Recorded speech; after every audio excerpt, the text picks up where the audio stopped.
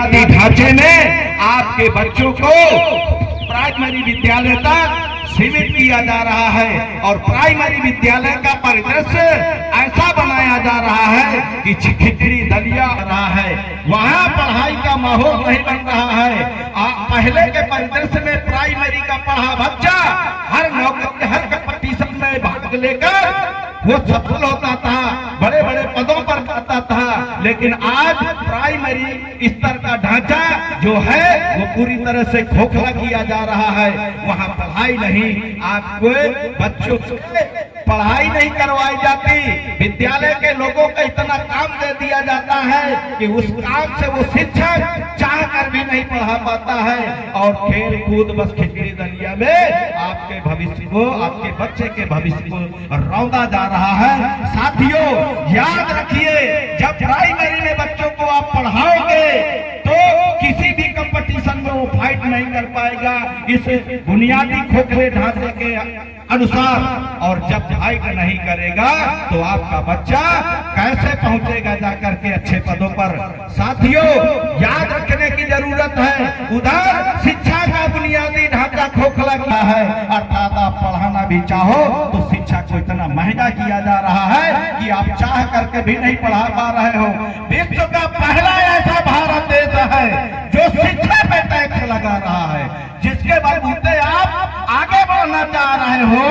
वो शिक्षा पे 27,000 विद्यालय बंद किए जा रहे हैं। जो पढ़ाने वाले शिक्षक है उनको प्राइवेटाइजेशन किया जा रहा है और उसके बदले जगह जगह पर मदिरालय खोले जा रहे हैं। दोस्तों याद रखिए, आपके शिक्षा बुनियादी ढांचा को कमजोर किया जा रहा है और आप उसी का शिकार हो रहे हैं। आप बच्चे को 100 रुपए की किताब देने के लिए राजी नहीं होते, लेकिन शाम को 100 रुपया का पौवा लेकर के 32 डिग्री की को भूल करके 36 डिग्री में आप मस्त रहते हैं। दोस्तों संदेश यही है कि अपने बच्चों को पढ़ाने के लिए जो है, किसी ने कहा है किसी महापुरुष ने कि अपने बच्चों को पढ़ाने के लिए थाली बेचनी पड़े तो थाली बेच दो, हाथ करके खाओ, आधी रोटी खाओ, लेकिन अपने बच्चों को जरूर पढ़ाओ।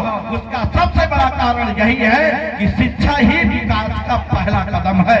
जब तक आप शिक्षित नहीं होंगे विकास के दायरे पे आप आगे नहीं बढ़ेंगे। साथियों दूसरा एक मूल मंत्र दिया था कि संगठित रहो। आज हम 85%, 90% नहीं बल्कि 95% हिस्सा होने के बावजूद भी हमारे ही आप ऊपर जुल्म जास्ती अत्याचार क्यों होता है?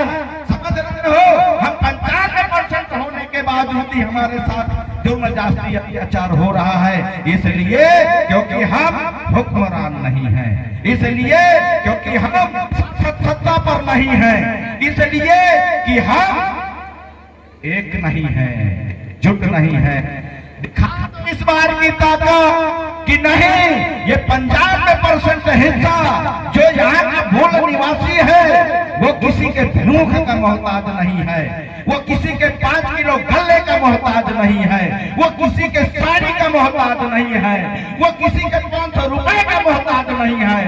हम संघर्ष करते हैं, हमारा समाज संघर्ष करने वाला समाज है, हमारा समाज मूल निवासी है, हमारा समाज राजा है, राजतंत्र करने वाला है, भिखारी नहीं है। हम दान लेने वाले हैं, दान लेने वाले नहीं हैं। लेकिन